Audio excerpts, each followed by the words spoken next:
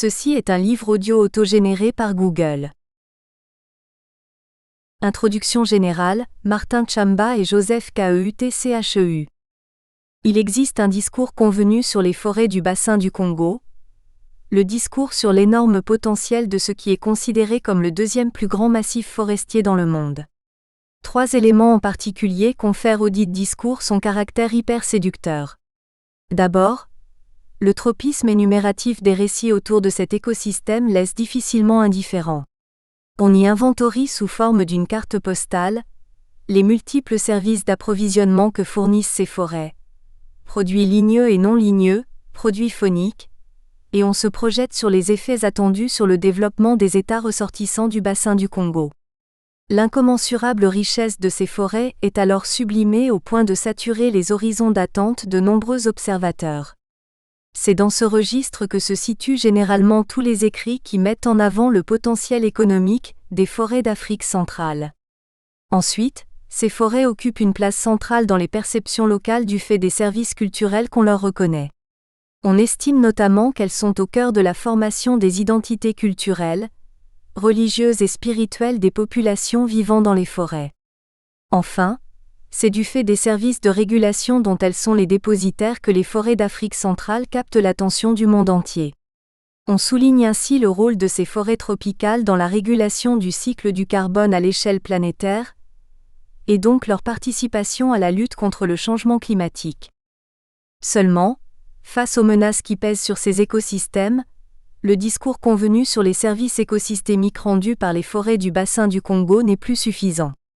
Il a même parfois constitué un obstacle épistémologique, qui limitait les savoirs sur les forêts. Bien d'observateurs s'en sont en effet tenus à la carte postale, aux images idylliques de ces forêts qui se donnaient à voir et ont laissé sur le flanc toutes les dynamiques sociales, économiques, politiques et culturelles, autour et au cœur des forêts. La construction du problème public relatif à la dégradation de ces écosystèmes et son insertion dans les agendas politiques nationaux et internationaux a servi de catalyseur à l'émergence d'un autre régime de discours. Il s'agit d'un ensemble de savoirs qui questionnent la gestion de cet énorme potentiel, étant entendu que cette gestion est désormais envisagée non seulement comme la cause du problème, CIRAD 2009, Debrou, Hart Kaimowitz, Karsanti et Topa 2007, mais aussi comme le levier à actionner pour permettre de passer du potentiel si souvent ressassé à un réel forestier enchanteur, FAO 2011. La gestion des forêts du bassin du Congo est donc devenue un objet de recherche véritablement légitime, dans un contexte de quête du développement durable des États d'océan. Cette recherche est foisonnante, originale et pluridisciplinaire. Elle s'articule autour de cette quête permanente du mariage harmonieux entre 2 enjeux prioritaires: la conservation de la biodiversité et la production du bien-être des populations et des États concernés à partir des richesses ligneuses et non ligneuses. La recherche sur la gestion des forêts du bassin du Congo questionne donc souvent les liens entre l'augmentation de la productivité agricole et la déforestation dans les pays en développement. Ce faisant, elle met en exergue dans un tropisme souvent alarmiste la corrélation entre demande de terres cultivables et conséquences environnementales négatives, Bakeye, 2018, Kaimowitz et Engelsen, 1998, ou la relation sous-jacente entre l'augmentation de la productivité agricole et la déforestation dans les pays concernés. Cette recherche nourrit également de la curiosité pour les droits multiples, liés à la gestion des dites forêts. On y voit ainsi tantôt des analyses du régime de l'affectation des terres forestières à des usages multiples, Schwarz, Oil et Nguifo, 2012, FAO 2002, Karsanti et Marie, 1997, Vermeulen, 1997, tantôt des réflexions sur les droits des communautés locales relativement à l'exploitation des ressources forestières, Haute Duclos Monteil 2013, Kamiogo 2012, Bigombe Logo et Bomba 2001. Ces études mettent en exergue la perte de ressources et de terres des peuples autochtones aux mains de colons, d'entreprises commerciales et de projets de conservation. Elles rendent également compte des conditions d'extrême vulnérabilité, de marginalisation et de pauvreté dans lesquelles vivent actuellement les peuples autochtones des forêts en Afrique, qui ont été dépossédés de leurs terres ancestrales et qui, dans plusieurs cas, ne se sont pas vus attribuer d'autres terres.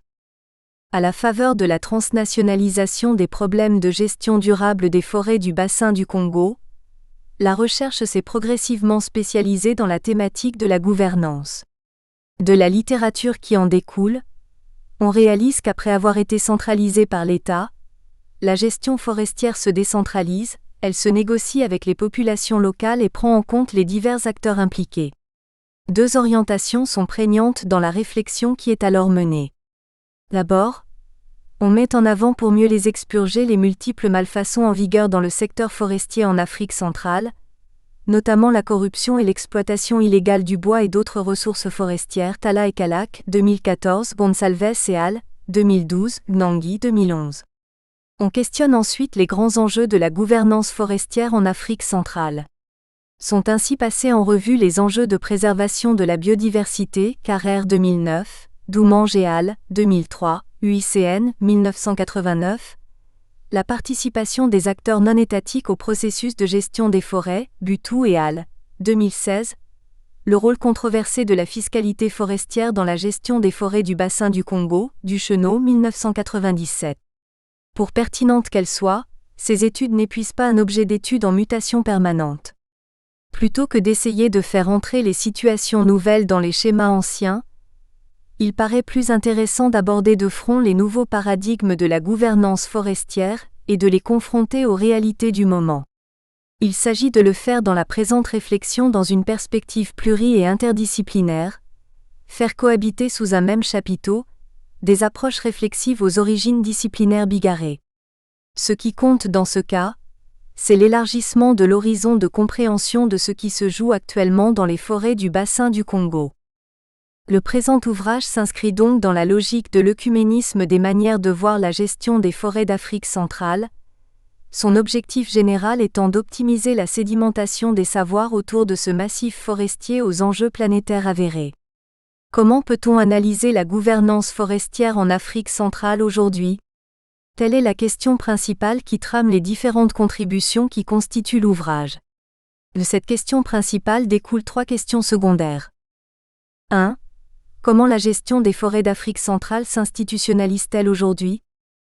2. Quels sont les défis, enjeux et contraintes de la gouvernance forestière en Afrique centrale ? 3. Quels sont les instruments d'action publique mobilisés dans le cadre de la gouvernance forestière en Afrique centrale ? Il s'agit de trois questions dont les multiples réponses permettent de structurer la réflexion ainsi engagée en trois parties. La perspective d'analyse de l'institutionnalisation de la gestion durable des forêts en Afrique centrale est d'abord sociologique. Elle est envisagée comme le processus de formalisation, de pérennisation et d'acceptation d'un système de relations sociales autour de la gestion des forêts. C'est dans cette perspective que se situe la réflexion engagée par Jules Kouosseux, Yannick Zohobo et William Spokane Camden qui, à travers une trajectoire historique bien établie, rendent compte du sort et des ressorts de la gestion des forêts au Cameroun, une gestion hantée par la question de la répartition des pouvoirs et donc par les tensions centralisation, décentralisation, étatisation, désétatisation, fermeture, ouverture de la participation à la gestion, chapitre 1. La gouvernance des forêts se donne ainsi à voir comme inscrite dans le jeu du funambule, qui peut à tout moment basculer soit dans le vide de la confiscation étatique du pouvoir de gestion des forêts, soit dans l'espace incertain de la participation pluri-acteur. Ce caractère incertain de la participation est d'ailleurs observable dans l'analyse comparée de la représentation des populations locales dans les organismes publics de gestion des forêts au Cameroun et au Gabon, chapitre 3. L'auteur de l'analyse met en exergue la consécration juridique d'une telle représentation qui vient conforter les communautés locales dans leur droit à faire entendre leur voix dans la dévolution des richesses ligneuses et non ligneuses exploitées dans les forêts des deux pays. Seulement, ce tableau idyllique, ce tournant participatif idéal consacré par les textes juridiques, est souvent contredit par la réalité de l'insuffisante garantie de l'action des représentants des populations locales au sein des organismes publics de gestion des forêts au Cameroun et au Gabon. Cette réalité projette l'image d'une institutionnalisation en train de se faire, avec toutes les hésitations et tous les balbutiements qu'on connaît à de tels processus. Ce qui précède fonde tout observateur attentif à postuler d'une gouvernance forestière en Afrique centrale qui se cherche encore et qui est donc caractérisée par des apprentissages des rôles. Situation somme toute compréhensible, comme indiqué dans la réflexion engagée par Martin Tchamba, Joseph Kutche et Aurelian Mebzibin dans le chapitre 4. On y voit une gouvernance forestière en Afrique centrale, nourrie par la circulation internationale des normes d'exploitation et de commerce des produits forestiers. On y apprend ainsi que la luxuriance qui caractérise les forêts d'Afrique centrale ne concerne pas que la végétation, mais aussi les acteurs et les normes venus de la sphère internationale, et qui doivent être implémentées dans les différents États concernés. Les hésitations, les balbutiements ci-dessus évoqués apparaissent donc ici comme la manifestation normale de processus multiples d'assimilation nationale de la foule d'instruments internationaux de gestion des forêts. Entre la domestication des normes du processus APVFLEGT, la traduction locale de la certification forestière et du mécanisme RED+, les acteurs sont soumis, nolens volans, à des processus d'apprentissage des normes nouvelles. Il s'agit en général de méthodes d'apprentissage institutionnelles par essai et erreur. Ce phénomène d'apprentissage n'est cependant pas confiné dans les processus d'appréhension des 3 instruments d'action publique ci-dessus évoqués. Eddie Nguife démontre d'ailleurs que le phénomène d'apprentissage par essai et erreur est tout aussi prédicable à la lutte contre l'exploitation illégale des ressources fauniques en droit pénal camerounais, chapitre 2. À l'appui de sa démonstration, la mise en exergue de l'identification malaisée des atteintes aux ressources fauniques, l'insuffisance des sanctions prévues, le caractère pléthorique des organes intervenant dans la procédure et l'inopportunité de la transaction engagée. Dans la deuxième partie de la réflexion, il apparaît que les enjeux de la gouvernance forestière en Afrique centrale sont énormes. Les défis et les contraintes également. Le caractère peu adapté du droit matériel applicable à la gestion des forêts explique en grande partie les défis du braconnage dans l'interzone Cameroun-Congo-Gabon, chapitre 5. On peut savoir gré aux auteurs qui questionnent cette problématique de mettre en exergue, dans une analyse sociologique fine, la crise de la gouvernance forestière dans le bassin du Congo. Le braconnage analysé dans le sillage de cette crise est présenté comme le produit de la cohabitation chaotique de 2 groupes de population aux ressources et moyens différents, les Bantous et les Pygmées Baka. Dans cette cohabitation, les seconds sont transformés en pourvoyeurs de gibier pour les premiers. La systématisation de ce type de transaction collusive entre les 2 groupes est créatrice de pressions difficilement supportables pour la biodiversité. La chasse illégale est ainsi envisagée comme un défi énorme, dans un contexte où la complicité des agents de surveillance devient banale. La crise de la gouvernance forestière en Afrique centrale ainsi retracée est aussi celle de la transparence en matière de gestion des forêts. La transparence est en effet considérée comme l'un des critères déterminants de gouvernance forestière, dans la mesure où c'est elle qui garantit le mieux la participation publique à la gestion des forêts. Guylain Fomouniamsi, Aristide Chagom et Yves Kedédois concluent que cette transparence est inscrite dans un gradient dont les bornes extrêmes sont le mythe et la réalité, chapitre 8. Il s'agit d'une conclusion basée sur 2 cas pratiques. L'implémentation de l'APVFLEGT et la mise en œuvre du mécanisme RED+.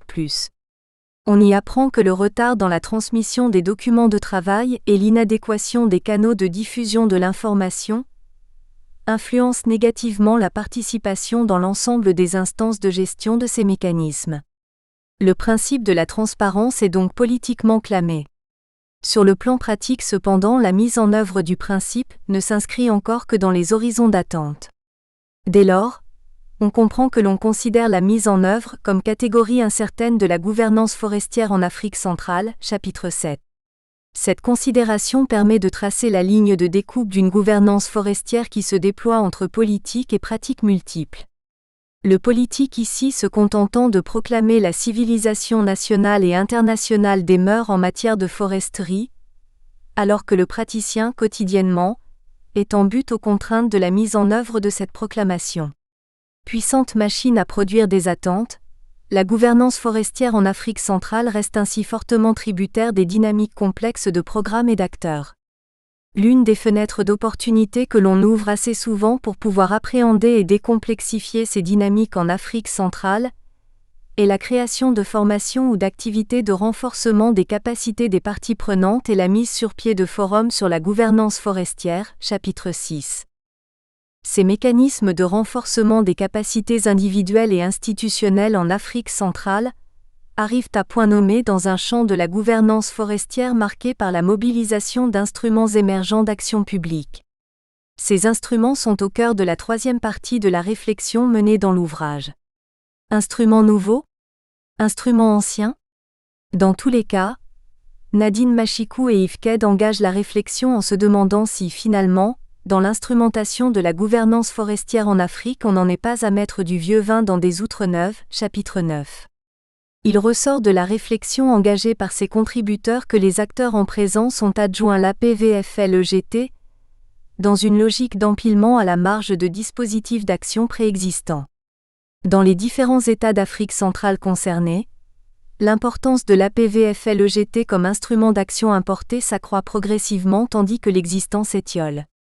La dynamique d'instrumentation de la gouvernance forestière s'inscrit progressivement dans une configuration de controverse et d'incertitude où personne ne sait ce qui va faire fortune, mais où les acteurs luttent pour promouvoir leur représentation et intérêts, lesquels s'expriment à travers une certaine définition de l'objet technique débattu. Le même constat est d'ailleurs fait au sujet de l'appréhension du mécanisme REDD+ en Afrique centrale, chapitres 10, 11 et 12. Au final, les analyses menées dans le présent ouvrage au sujet de l'agir collectif en matière forêt en Afrique centrale se présentent comme des tentatives d'ouverture de fenêtres de compréhension de dynamiques complexes.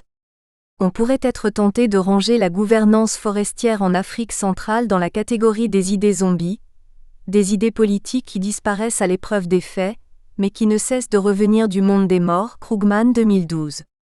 Les analyses développées dans le livre montrent que la gouvernance forestière en Afrique centrale n'est pas un zombie idéal, mais plutôt une victime.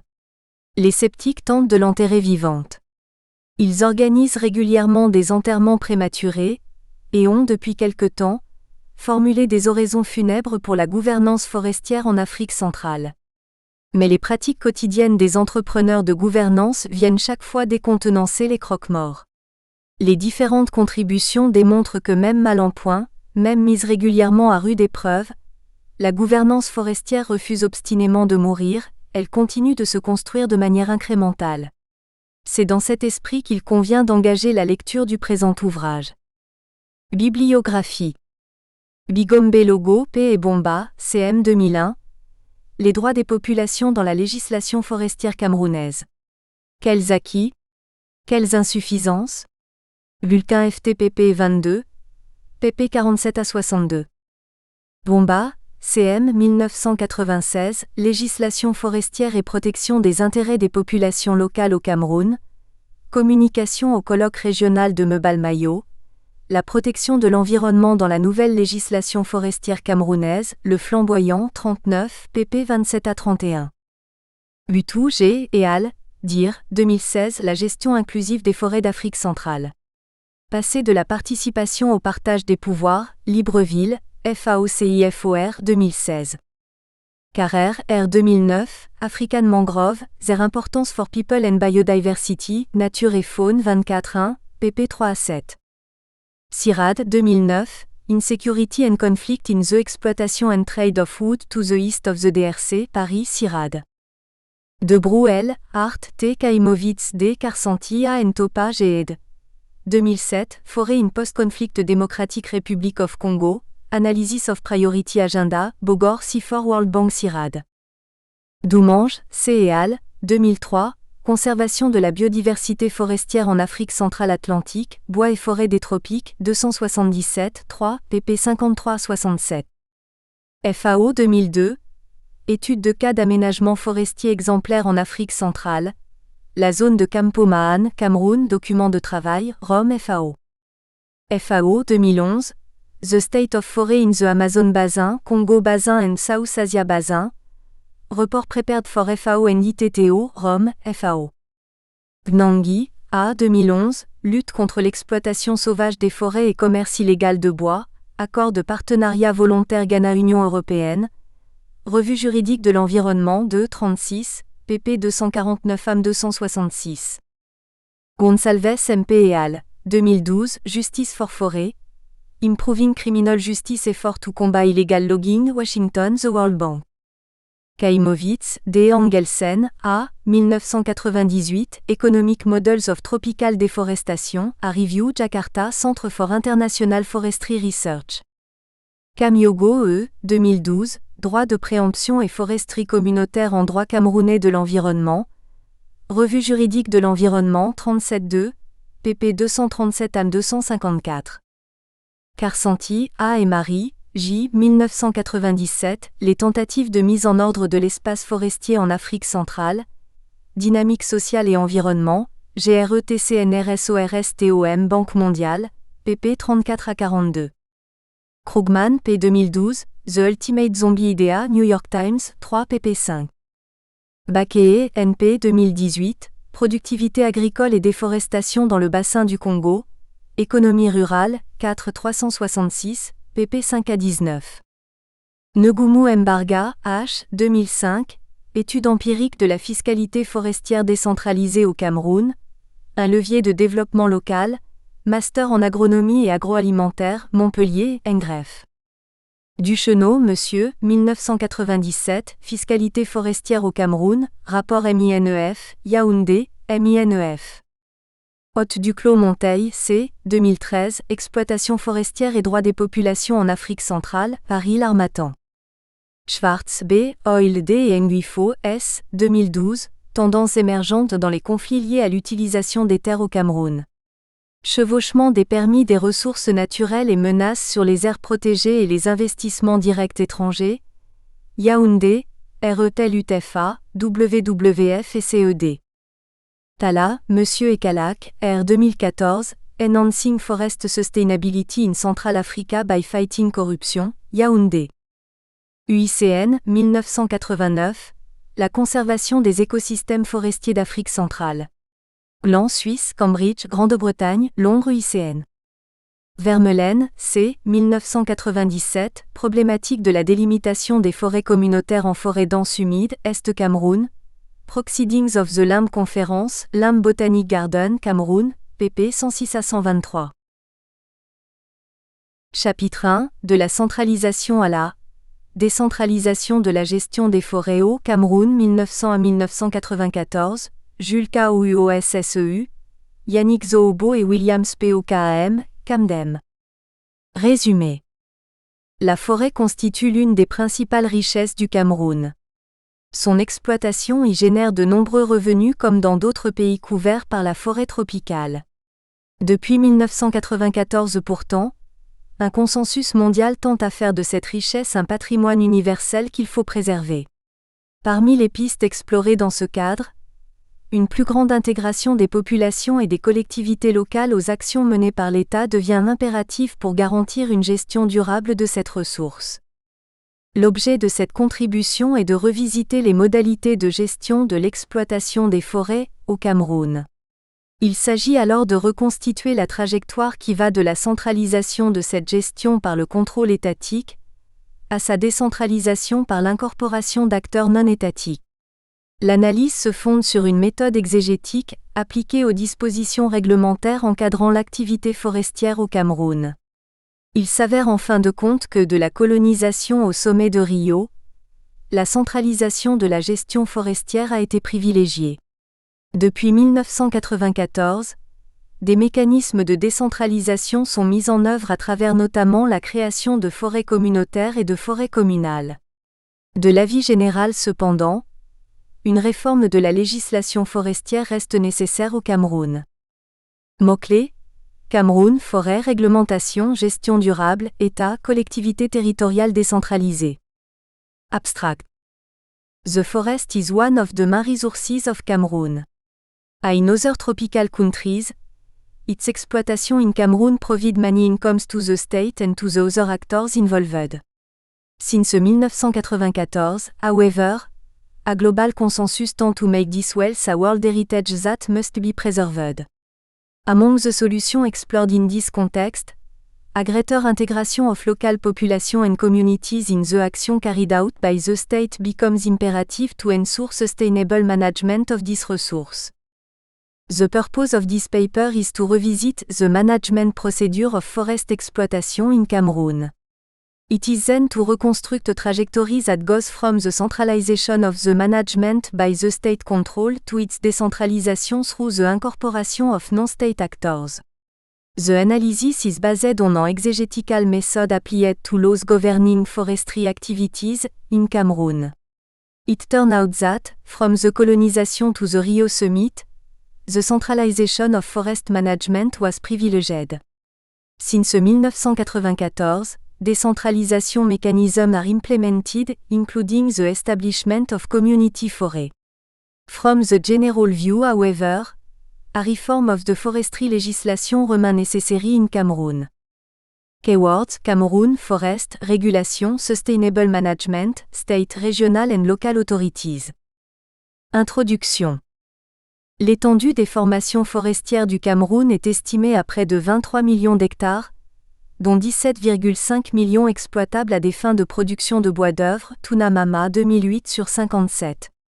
Avec ce potentiel, le Cameroun se situe au deuxième rang des pays forestiers d'Afrique après la République démocratique du Congo. La gestion de ces formations forestières a une histoire des plus passionnantes. Celle-ci est marquée par des péripéties, héritées de la colonisation et qui continuent de structurer la question de l'exploitation durable des forêts. L'étude des enjeux de cette question au Cameroun ne relève pas d'une quelconque obsession que l'historien aurait pour le passé. Elle a pour ambition d'établir que la gestion des forêts dans ce pays a une histoire qui va de l'étatisation à la décentralisation des compétences de gestion. Une importante littérature se constitue ces dernières années autour de la question de la décentralisation forestière. Njok Nyobe, 2005, Oyono et al. 2007, Mebaira Maji, 2009, Abanda Ngono, 2010, German et al. 2010, Topa et al. 2010, Kuna et Londou, 2012, Amougou 2014. Sa nécessité depuis le sommet historique de Rio en 1992 semble s'imposer de fait. Toutes les entraves à son avènement, jugées inadmissibles, sont fortement critiquées. C'est le cas notamment de la réticence des pouvoirs publics à lâcher du lest. Il est pourtant fort à propos de considérer la centralisation de la gestion des ressources forestières comme le résultat d'un processus relativement long. Ceci rend par conséquent difficile l'avènement d'une décentralisation intégrale, ou tout au moins, plus poussée dans le sens où elle impliquerait une plus grande réduction des prérogatives gouvernementales sur la gestion de la forêt. Le problème central de ce travail tourne autour de la construction d'une politique forestière sous contrôle public au Cameroun. Comment s'est-elle constituée historiquement ? Qu'implique-t-elle en termes de prise en compte des aspirations des communautés concernées par l'exploitation des ressources forestières ? L'État peut-il se soustraire de leur gestion ? Les réponses à ce questionnement se trouvent en partie dans l'analyse du cadre législatif et réglementaire. La méthode exégétique est ici mobilisée à cette fin. Cette approche courante en études juridiques a pour but d'établir le sens d'un texte. Loin de l'interprétation littérale, il s'agit alors d'y rechercher la volonté du législateur en scrutant entre autres le contexte de son élaboration. Les bornes chronologiques retenues dans le cadre de cette étude sont 1900 et 1994. Ces deux repères sont des indicateurs résumant l'itinéraire qui va de la centralisation à la décentralisation de la gestion des forêts au Cameroun. La borne chronologique inférieure marque l'année où fut signé, à Berlin, le premier texte autorisant les autorités coloniales du Cameroun à protéger les richesses forestières du territoire. La borne supérieure, quant à elle, renvoie à la date qui marque le début de la décentralisation dans la gestion des forêts au Cameroun. La structure de cet article fait ressortir dans un premier temps les principes de la gestion des forêts de la période coloniale à 1994. Cette période est marquée par le positionnement central de l'administration et de l'État dans la gestion forestière. Il est ensuite question de voir les évolutions apportées par la loi forestière de 1994, qui marque le début de la décentralisation. Une analyse de la mise en œuvre de cette loi forestière permet enfin de scruter les enjeux et les pistes évoquées pour son éventuel amendement. Le façonnement du contrôle public de l'exploitation forestière au Cameroun. Il convient dans cette partie de présenter les principes de gestion forestière durant la période qui va de la colonisation allemande jusqu'à l'adoption de la loi forestière de 1994. Le statut international est un élément déterminant de l'analyse.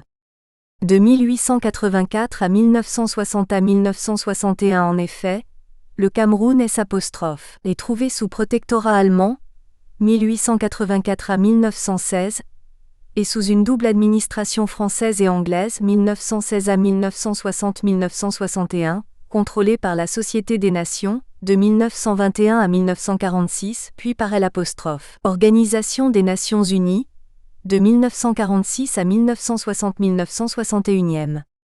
Les textes du mandat et de la tutelle laissaient à ces puissances la possibilité d'appliquer au Cameroun les dispositions réglementaires en vigueur dans leur colonie, ce qui excluait une spécificité trop grande de ce territoire.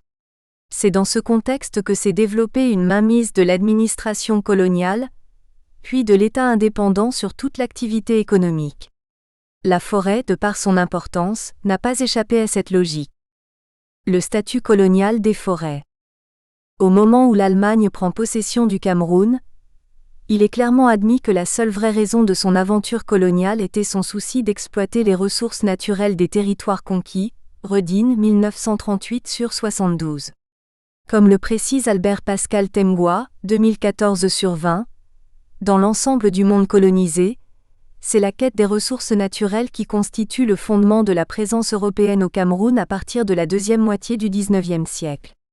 C'est ainsi que, dans le domaine de la foresterie, l'exploitation des richesses fut confiée à des sociétés spécialisées, notamment la Cameroun Holzexportgesellschaft, la Holzimporthandelshugograaf, la Württembergischen Cameroun Gesellschaft, la Verman et compagnie, la compagnie anglaise John Holt et compagnie, le syndicat des bois du Cameroun dont le siège était à Berlin, Temgwa 2014/208-209.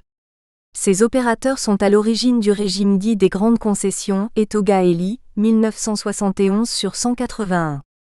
La prise de possession du Cameroun conféra à l'Allemagne un certain nombre de prérogatives et de devoirs. De ce fait, pour assurer une gestion cohérente des ressources végétales au Cameroun, l'Allemagne adopta de nombreux textes. Cette mise en valeur passait par l'exclusion des populations de la gestion des ressources locales, et donc par le diktat de l'administration coloniale. Cette politique de caporalisation des ressources naturelles s'est d'abord manifestée à travers l'ordonnance souveraine du 15 juin 1896 réglementant la Constitution, la prise de possession et l'aliénation du domaine de la couronne. Ce texte constitue la base de la législation foncière sous le protectorat allemand, Ngo 1990/182. Il dispose en son article 1er que toute l'étendue du Cameroun, l'exception des terrains sur lesquels les particuliers ou les personnes morales, les chefs ou les communautés indigènes pourront éventuellement prouver des droits de propriété ou d'autres droits réels, ou sur lesquels des tiers auront acquis des droits d'occupation par des contrats passés avec le gouvernement impérial, est réputée vacante et sans maître, et fait partie du domaine de la couronne. Sa propriété appartient à l'Empire. Cette loi introduisait la notion de terre vacante et disqualifiait de ce fait les indigènes de la gestion des terres, mais aussi des forêts. Dès le 4 avril 1900, fut signé à Berlin un texte autorisant les autorités coloniales du Cameroun à protéger les richesses forestières du territoire, Temgwa, 2014/201. Le 2 décembre 1900, une ordonnance du gouverneur Gesco von Puttkamer fixa les conditions d'exploitation des forêts au Cameroun. L'article 1 de cette ordonnance précise les limites de l'exploitation des forêts. Sur les deux rives de tous les fleuves non navigables, il faut laisser intacte une bande de forêt d'environ 300 mètres, Temgwa 2014/201. L'article 6 du même texte pose le préalable de reboisement pour tous ceux qui ne respectaient pas cette réglementation, et même une peine d'emprisonnement allant jusqu'à 3 mois et une amende qui pouvait aller jusqu'à 10 000 marks était également prévue en cas de non-respect de cette ordonnance. Il ressort de ces textes que les tentatives de gestion durable des forêts datent du protectorat allemand au Cameroun. La gestion des espaces forestiers s'est manifestée par une centralisation et la marginalisation des populations autochtones. Cette réglementation fut interrompue par la Première Guerre mondiale et le départ de l'Allemagne du Cameroun. Le pays est partagé entre la Grande-Bretagne et la France. Dans la partie qui lui revenait, la France appliqua une gestion forestière dans le but de ravitailler la métropole en essences forestières. Pendant la période coloniale française, de nombreux textes officiels relatifs à l'exploitation forestière avaient été adoptés. Ils visaient entre autres à déterminer le type et la forme à donner à l'exploitation forestière, l'importance des permis de coupe et les sanctions prévues en cas de non-application des prescriptions relatives à ces textes. Le premier texte pris par l'administration française est le décret du 11 août 1920, qui instituait un régime forestier au Cameroun. Il est complété par l'arrêté d'application du 15 septembre 1921. Longtemps resté sous la couverture juridique et institutionnelle des lois et règlements en vigueur en Afrique occidentale française, AOF, et en Afrique équatoriale française, AEF, la gestion du capital ligneux du Cameroun a connu une avancée vers l'autonomisation. La grande préoccupation était d'empêcher le gaspillage des richesses de la forêt qui souvent restaient à découvrir, et donc à contrôler. L'arrêté local du 15 septembre 1921 visait en réalité à accroître la production des essences. L'augmentation du nombre de permis à partir de 1921 concourt à justifier le fait que cette loi avait pour principale ambition de multiplier le nombre de permis et les superficies d'exploitation, et surtout de réserver les meilleurs permis aux ressortissants européens. Au 31 décembre 1922, on ne comptait encore que 3 permis qui s'étendaient sur une superficie totale de 5100 hectares Etoga Eli, 1971 sur 421. Au cours des années suivantes, ces chiffres allaient connaître une sensible augmentation. Le tableau qui suit présente l'évolution du nombre de permis au cours des années qui ont suivi l'arrêté de 1921. Figure 1. Évolution du nombre de permis et de superficies concédées, 1923 à 1925, source Etoga Eli, 1971 sur 421. L'analyse de ce tableau permet de conclure que l'arrêté de 1921 a favorisé un accroissement du nombre de permis et de superficies dans l'exploitation forestière. Ce texte était applicable aussi bien au Cameroun que dans les colonies françaises d'Afrique. Il montre en effet que la puissance mandataire n'établissait aucune différence entre les territoires sous administration française.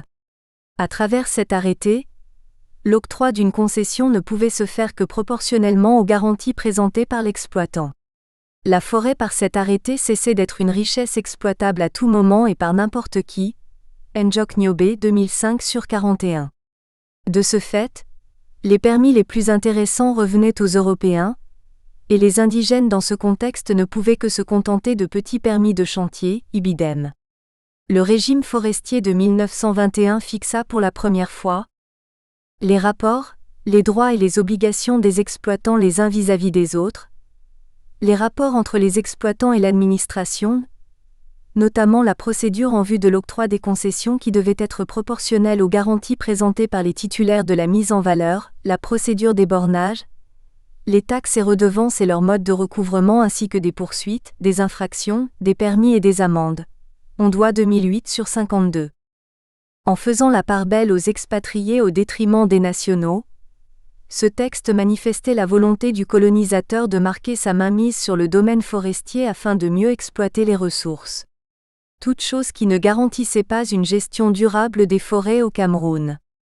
Plus tard, le décret du 8 mars 1926 apporte un complément à l'arrêté local du 15 septembre 1921 qui avait très rapidement laissé transparaître des insuffisances quant à la gestion durable des forêts. Il fixe avec précision les grands principes et les limites dans lesquels devaient s'exercer les pouvoirs locaux, Noah Messi, 2008 sur 25. Il permettait aux commissaires de la République dans le territoire du Cameroun de prendre des mesures en vue de la gestion et de la surveillance des forêts. Toute chose qui laisse voir que le décret de 1926 avait pour ambition de mettre un bémol à la préservation du patrimoine forestier, en rapport avec l'apparition des engins dans le secteur forestier.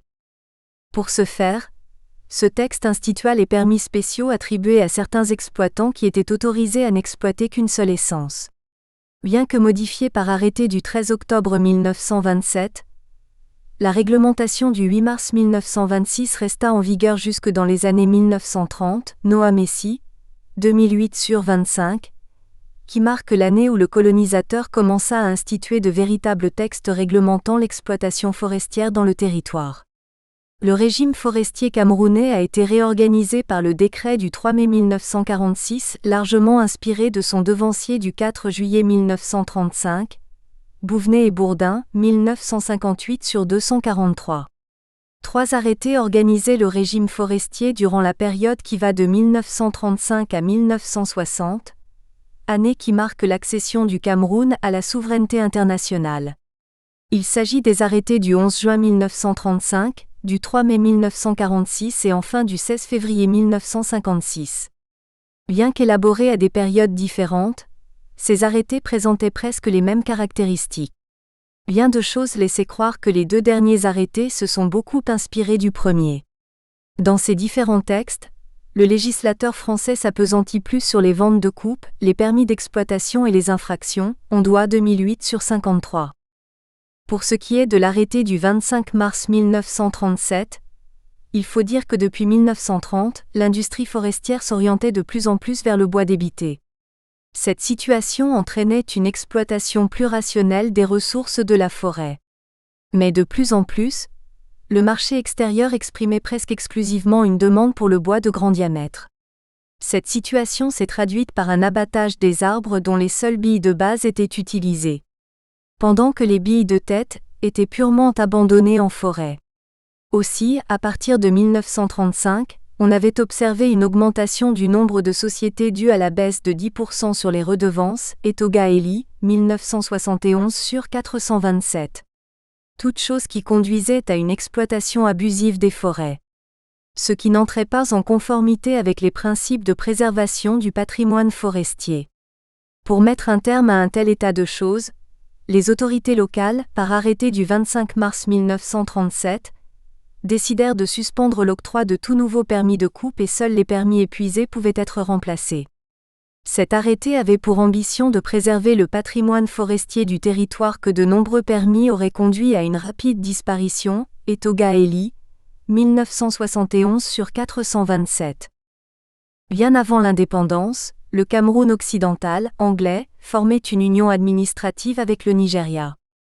Les lois qui régissaient le Nigeria s'étendaient sur l'ensemble de ce territoire. Les Anglais considéraient que les terres appartenaient de droit aux populations indigènes. Dans cet État fédéré du Cameroun occidental, on notera surtout l'ordonnance de 1938 sur la préservation et le contrôle des forêts qui va rester en vigueur jusqu'à l'accession du Cameroun à l'indépendance en 1960 et sera remplacée plus tard par la loi numéro 69 LW, du 12 septembre 1969, Obam, 1992/90. L'encadrement de la gestion forestière après l'indépendance.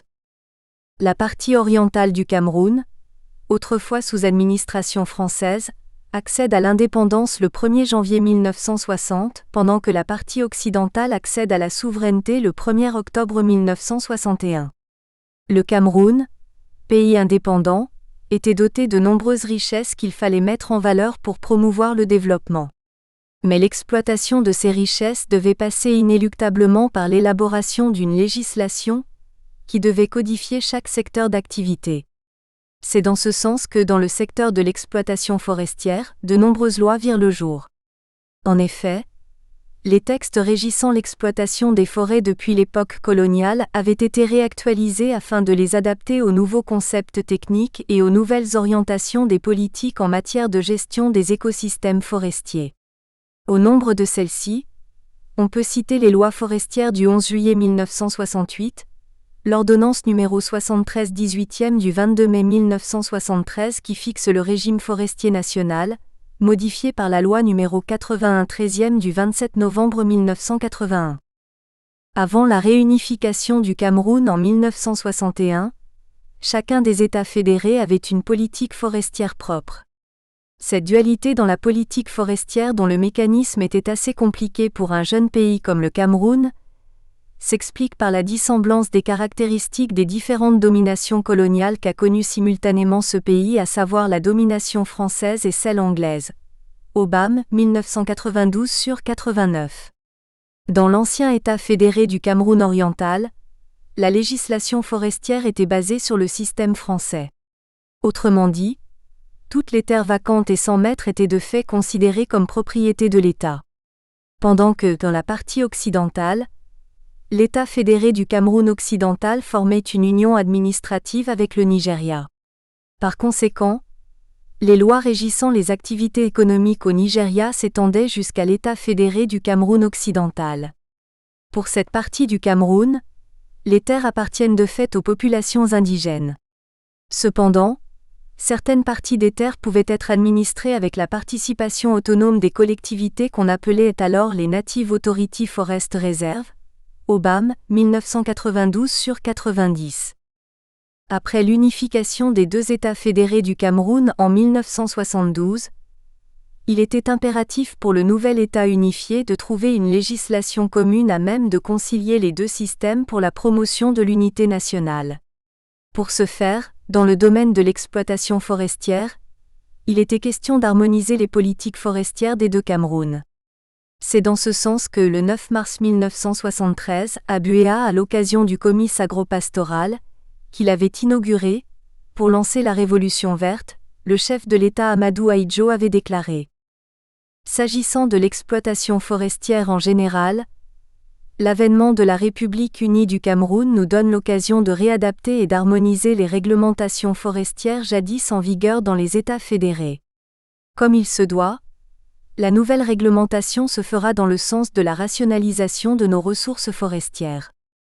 C'est ainsi que pour réaliser cette promesse, le président Ahidjo signe le 22 mai 1973 l'ordonnance numéro 73/18 du 22 mai 1973 fixant le régime forestier national et le 17 avril 1974 le décret numéro 74/357 portant application de cette ordonnance.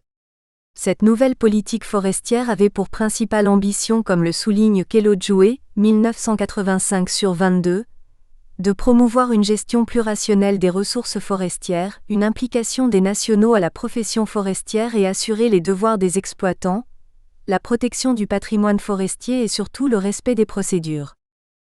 Sur les chemins de la décentralisation de la gestion des forêts. Après une longue période de gestion étatique des forêts au Cameroun et sous l'impulsion de la communauté internationale, le Cameroun s'est engagé depuis 1994 dans une dynamique de décentralisation dans la gestion de ses forêts. Pour comprendre le mécanisme mis en branle, il faut tenir compte de deux principaux facteurs: la conférence de Rio et son appropriation au Cameroun de 1992 à 1994 et la matérialisation de cette décentralisation à travers deux symboles que sont les forêts communales et communautaires. Les acquis de Rio et leur appropriation au Cameroun. Suite au sommet de la Terre tenu à Rio de Janeiro au Brésil organisé sous l'égide de la Conférence des Nations Unies pour l'environnement et le développement, CNUED, du 3 au 14 juin 1992, le problème de l'avenir des forêts tropicales avait longuement été discuté du fait de leur destruction. Camto, 1996/44. Aussi, pour pallier ce problème, et comme le stipule le principe numéro 7 de la CNUED, les États doivent coopérer dans un esprit de partenariat mondial en vue de conserver, de protéger et de rétablir la santé et l'intégrité de l'écosystème terrestre. Étant donné la diversité des rôles joués dans la dégradation de l'environnement mondial, les États ont des responsabilités communes, mais différenciées. Les pays développés admettent la responsabilité qui leur incombe dans l'effort international en faveur du développement durable, compte tenu des pressions que leur société exerce sur l'environnement mondial, des techniques et des ressources financières dont ils disposent.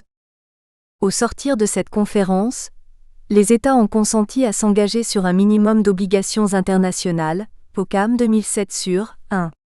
Ce sommet a également été le moment où a été introduit le vocable de gestion durable.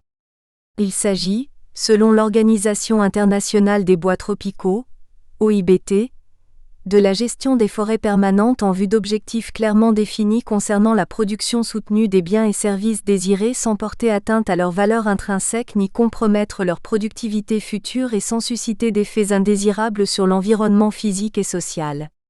Elle appelle à la participation d'acteurs nouveaux à l'exemple des populations locales, et donc plus de décentralisation dans la gestion des forêts. C'est dans ce cadre, mais aussi celui de l'ambition de décongestionner et de faire participer les collectivités territoriales décentralisées à la gestion de la chose publique, qu'une parcelle de pouvoir pouvait dès lors être concédée aux collectivités territoriales décentralisées, CTD. Cet objectif s'est traduit par une décentralisation de la gestion des espaces à travers le transfert de la pleine propriété des forêts à des entités infra-étatiques, par la création des forêts des particuliers, mais aussi et surtout des forêts communales.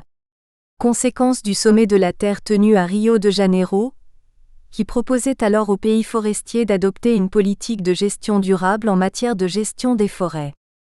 Au Cameroun, pour matérialiser les engagements pris lors de ce sommet, il est promulgué la loi numéro 9401 du 20 janvier 1994 portant régime des forêts, de la faune et de la pêche. Il s'agit alors d'un nouveau code forestier ayant pour objectif la promotion d'une gestion durable de ces forêts, Poissonnet et l'Écuyer, 2005/1. Cette loi encourage la participation de l'ensemble des usagers de la forêt au processus d'aménagement et de gestion durable. C'est ainsi que, dans le souci d'un meilleur aménagement des forêts tropicales humides, un plan de zonage de la partie méridionale du Cameroun a été élaboré. Figure 2. Statut des forêts au Cameroun, issu de la loi numéro 9401 du 20 janvier 1994, source, Métaux 2005/10. Ce plan délimite d'une part le domaine privé de l'État, domaine permanent, et d'autre part le domaine national, domaine non permanent. Toutefois, il est à relever que 3 formes d'aménagement forestier sont envisageables pour les forêts camerounaises. D'une part, les grandes concessions forestières appelées unités forestières d'aménagement UFA. D'autre part, les surfaces forestières rétrocédées par l'État à certaines communes, FC. Et enfin, les forêts communautaires qui sont des concessions beaucoup plus petites, Poissonnet et l'Écuyer 2005/1. Le tableau ci-dessous décrit l'architecture du système de zonage des forêts au Cameroun, comme stipulé dans le Code forestier de 1994. Les forêts permanentes ou forêts classées sont celles assises sur le domaine forestier permanent. Dans cet ensemble, nous retrouvons les forêts domaniales et les forêts communales. Ces forêts doivent couvrir au moins 30% de la superficie du territoire national et représenter la diversité écologique du pays. Pour ce qui est des forêts domaniales, elles sont constituées en ce qui concerne la faune des aires protégées pour la faune telles que les parcs nationaux, les réserves de faune, les zones d'intérêt cynégétique, les game ranchs appartenant à l'État, les sanctuaires de faune, les jardins zoologiques appartenant à l'État, les sanctuaires de faune, les zones tampons. En ce qui concerne les réserves forestières, les forêts domaniales comprennent les réserves écologiques intégrales, les forêts de production, les forêts de protection, les forêts de récréation, les forêts d'enseignement et de recherche, les sanctuaires de flore, les jardins botaniques, les périmètres de reboisement dont l'exploitation se fait soit par vente de coupe, soit par convention d'exploitation. Les forêts non permanentes, ou non classées, sont celles appartenant au domaine forestier non permanent. C'est la zone de forêt réservée à l'agriculture. Elles sont constituées des forêts du domaine national, des forêts communautaires et des forêts des particuliers. Elles sont l'équivalent du domaine protégé et sont constituées des terres forestières susceptibles d'être affectées à des usages autres que forestiers. C'est dans ce domaine que sont attribuées les ventes de coupe, les forêts communautaires, les permis et les autorisations de coupe. 2 symboles de la décentralisation, les forêts communales et communautaires. La loi forestière de 1994 et son décret d'application de 1995 prévoient la mise sur pied des forêts communales dans le domaine forestier permanent. Elles sont des forêts ayant fait l'objet d'un acte de classement pour le compte de la commune concernée, ou qui ont été plantées par celle-ci. Les forêts communales relèvent du domaine forestier permanent, mais surtout, du domaine privé de la commune concernée. Ce modèle d'aménagement a pour vocation de composer avec les aspirations et les usages des populations locales, et doit de ce fait, contribuer à l'élévation du niveau de vie des citoyens. L'exploitation d'une forêt communale se fait sur la base d'un plan d'aménagement approuvé par l'administration chargée des forêts. L'administration compétente pour le classement d'une forêt communale étant le ministère des Forêts et de la Faune, MINFOF. L'exploitation d'une forêt communale se fait pour le compte de la commune. Elle peut se faire en régie, c'est-à-dire que la commune exploite elle-même et vend son bois à qui elle veut, Entretien avec Ntim F. Salomon, 46 ans, le 12 janvier 2012, à Djoum, par vente de coupe. Dans ce cadre, la commune obtient le certificat annuel d'exploitation en assiette annuelle d'exploitation en assiette de coupe qu'elle met en adjudication, puis il y a signature d'une convention d'exploitation avec l'adjudicataire appelé à supporter lui-même les charges d'exploitation. En plus de ces formes d'exploitation, nous avons celles faites par préconvention, c'est-à-dire qu'une commune ne disposant pas de moyens financiers pour classer et aménager sa forêt, engage un partenariat avec un exploitant forestier qui préfinance l'ensemble des travaux et en retour détient la primauté d'exploitation. Dans ce cas, l'exploitant supporte lui-même toutes les charges et ne reverse à la commune que les prix fixés au départ.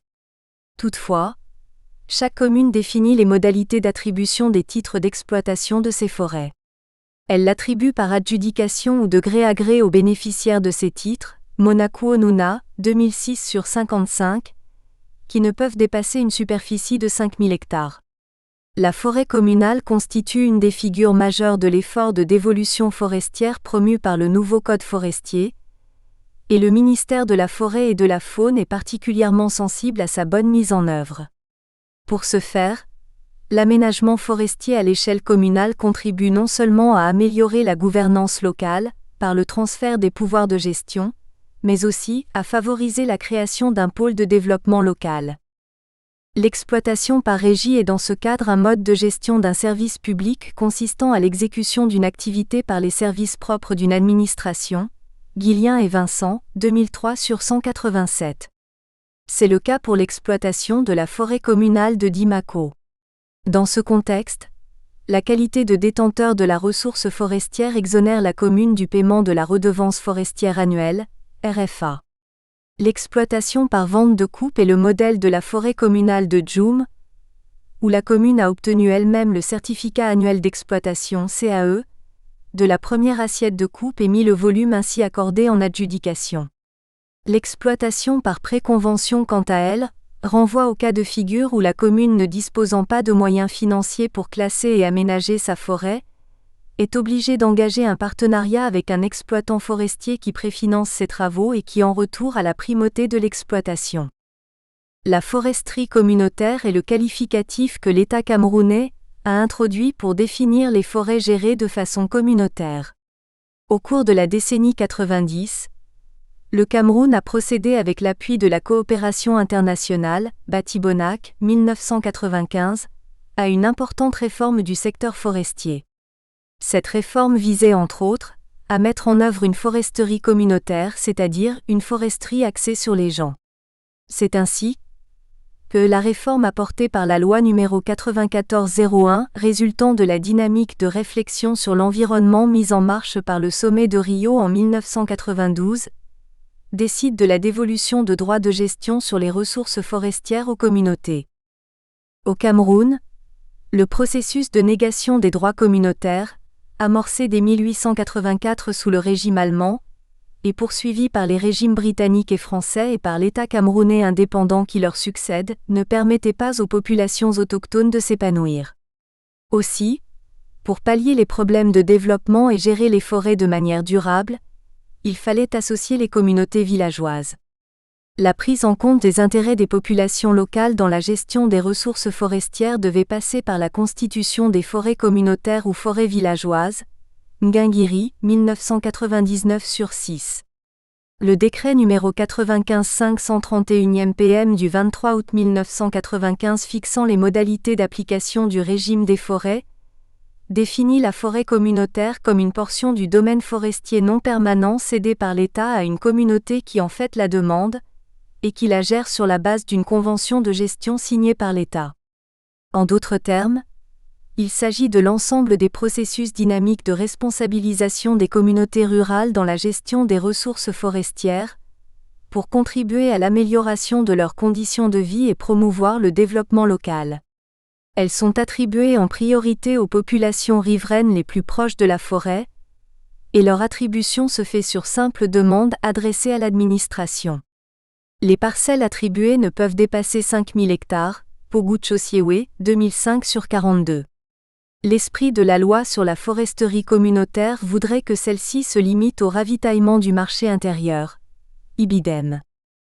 Toutefois, le concept de forêt communautaire apparaît pour la première fois au Cameroun dans la loi du 20 janvier 1994 en son article 37 alinéa 5 et dans le décret du 23 août 1995 dans son article 3 alinéa 11 et 16, puis 27 alinéa 4 et 5. Les dispositions relatives à la création des forêts communautaires peuvent se justifier par plusieurs raisons. Tout d'abord, l'État camerounais entend répondre à la volonté de décentraliser la gestion des ressources forestières, Ngingiri, 1999 sur 6. Mais, au-delà de ce fait, il est question pour l'État du Cameroun de lutter de manière efficace contre le phénomène de changement climatique tel que voulu par l'accord final de la conférence de Rio. En effet, l'État camerounais s'inscrit dans le cadre de la Convention des Nations Unies sur les changements climatiques, CCNUCC, ayant pour objectif, entre autres, de stabiliser la concentration des gaz à effet de serre, GES. Ce faisant, l'administration chargée des forêts, dans la perspective d'une prise en charge de la gestion des ressources forestières par les communautés villageoises qui en manifestent l'intérêt, leur accorde une assistance technique.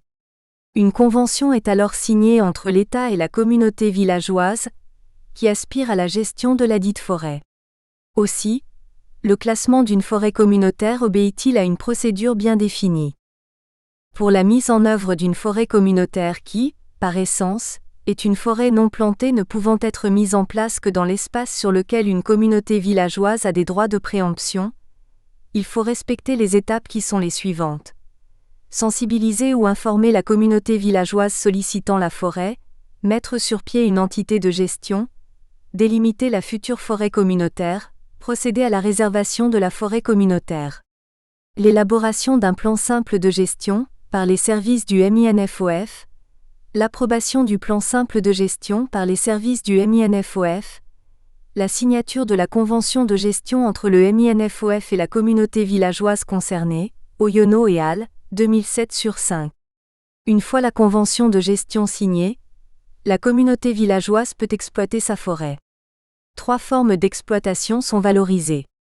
Il s'agit de l'exploitation artisanale en régie par la communauté elle-même, l'exploitation artisanale en partenariat avec un opérateur économique et l'exploitation industrielle, Oyono et Al, 2007 sur 5. L'après Rio, plus de décentralisation de la gestion des forêts est-elle envisageable ? La décentralisation forestière au Cameroun entraîne de nombreuses mutations dans les communes et communautés riveraines des forêts. Mais dans le souci de perfectionner la loi forestière de 1994, la société civile et les pouvoirs publics y mènent quelques réflexions. Les acquis de la décentralisation forestière pour les communes et les communautés. Plus de 28 milliards de FCFA ont été rétrocédés aux communes et communautés en 5 ans. Cela peut être vérifié à travers le tableau ci-après. Figure 3. Répartition de la RFA affectée par région, de 2000 à 2004, source, MINEF-IPSRF, décembre 2004 sur 71. Cité par Elondou 2013 sur 145. La décentralisation pose le problème du transfert des pouvoirs du centre vers la périphérie, Ngumu Mbarga, 2005 sur 6. Elle ambitionne de réaliser une implication profonde et une responsabilisation significative des acteurs locaux dans la gestion des écosystèmes et des bénéfices qui sont liés de la gestion des forêts, ibidem. Elle permet aux communautés locales forestières de connaître des mutations significatives à travers un meilleur être. Le gouvernement fait des efforts pour rétrocéder aux communes et aux communautés la RFA. Les montants perçus par les communes sont consistants. Certaines d'entre elles ont engrangé des milliards de francs CFA. C'est le cas de la commune rurale de Yokadouma avec 3,6 milliards, de la commune de Mindourou qui a reçu 2,5 milliards, des communes de Lomé, Yoko, Mesok, Mulundu, Mahan et Djoum qui ont perçu plus d'1 milliard de francs CFA chacune, et Londou 2013 sur 145. L'un des objectifs de la redevance forestière annuelle tourne autour de la promotion du bien-être des populations riveraines par une utilisation des retombées de l'économie forestière pour le développement local, c'est-à-dire l'amélioration du cadre de vie, la création des emplois, la santé, l'animation de la localité, la lutte contre l'exode rural, et Londou, 2013 sur 145. Le processus de décentralisation s'est imposé comme un moteur du développement des communautés.